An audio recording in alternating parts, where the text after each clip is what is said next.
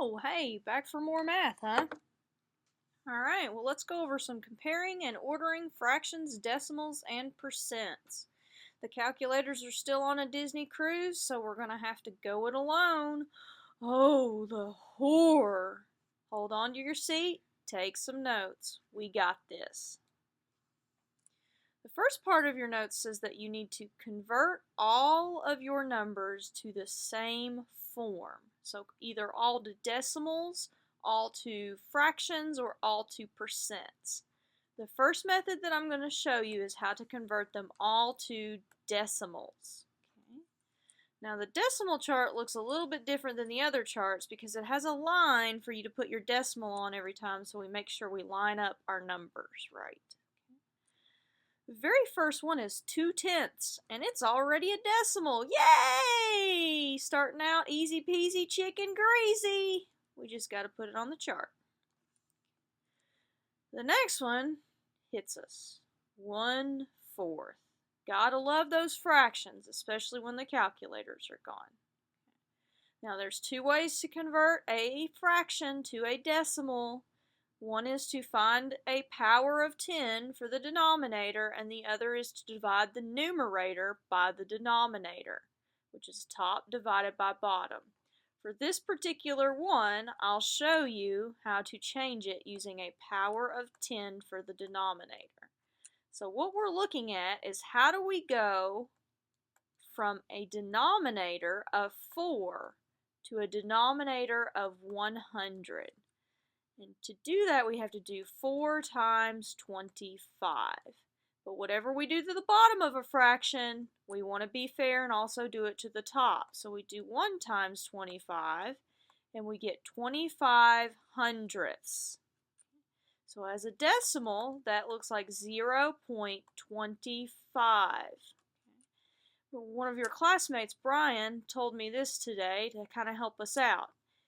Tenths, hungry, tigers. Okay, so tenths, hungry as in hundredths, tigers as in thousandths. So we know that that is the hundredth place. So now I'm just going to write this one down here. 0, decimal on the line, 2, 5. The next one's 2%. Beyonce, where you at tonight?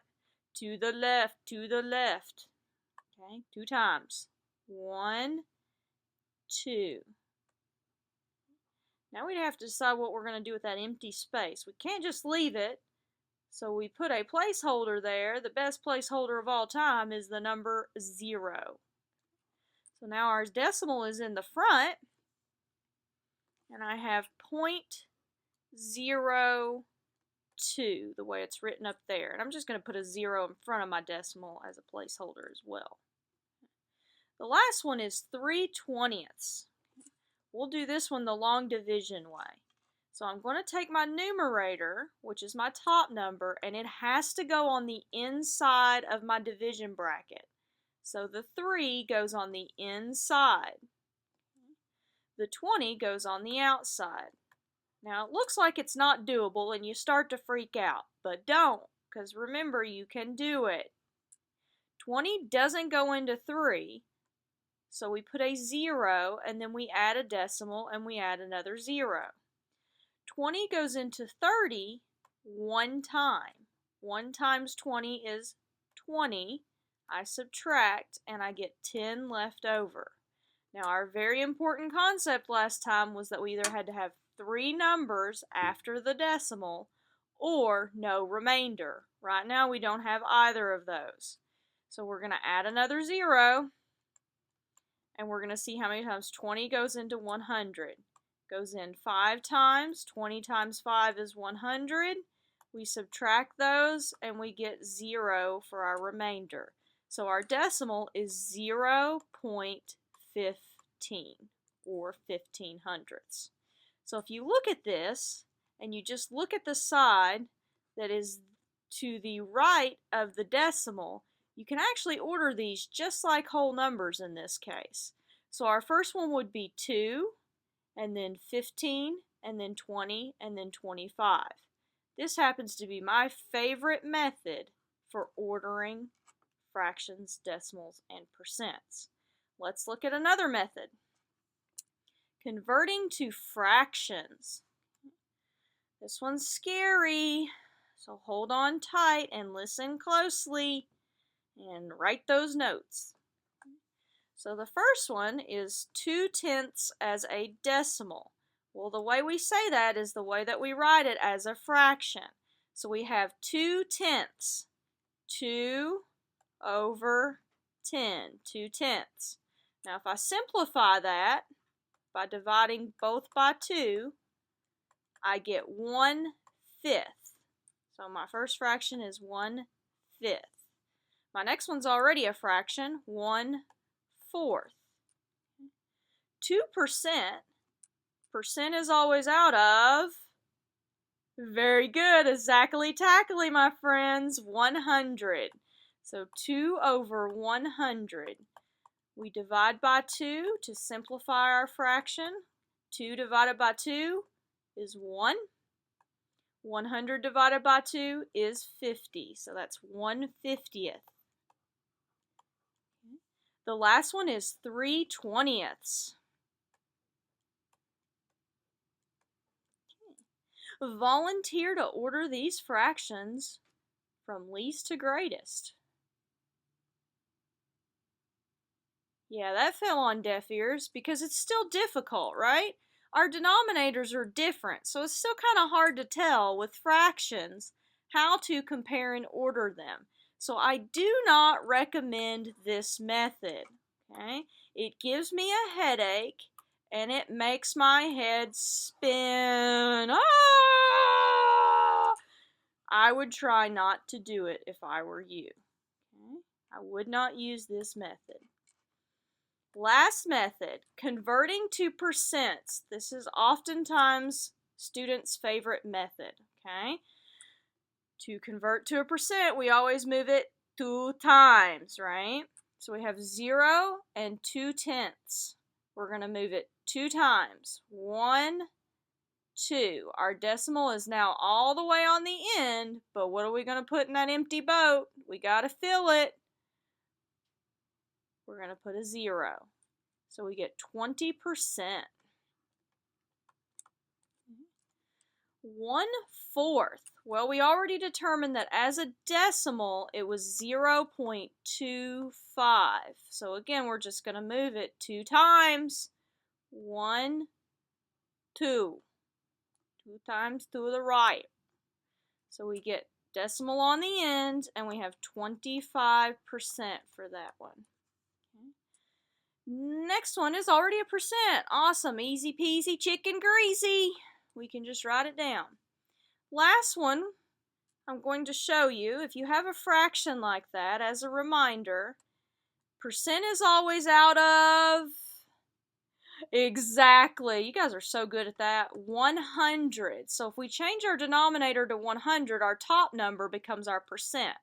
So 20 times 5 gives me 100.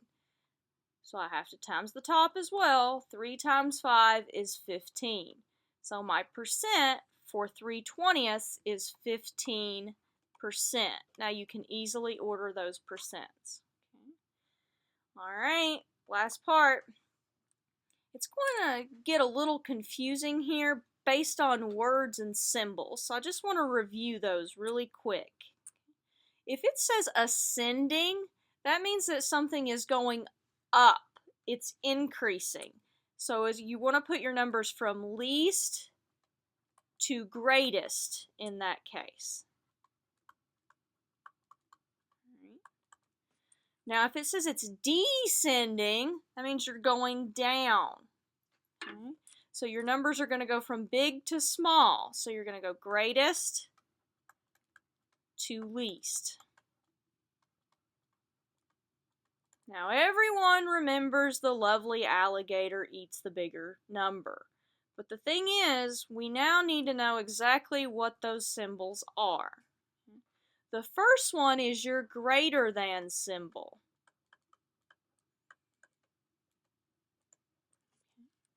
The next one is less than. And you can actually use a pretty cool method to check those real quick. Just put two numbers in. I'm going to put a 3 here and a 2 here.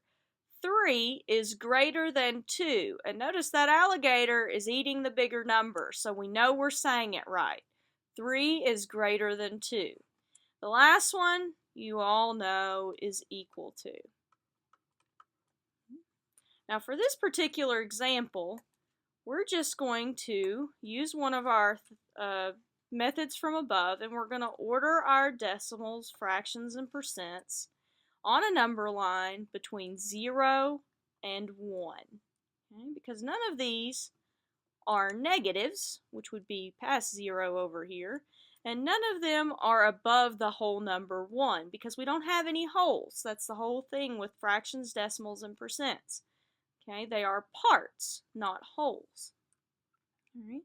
So if we look at 2/10 and we write it, let's say, as a percent, as our last method, it was 20%.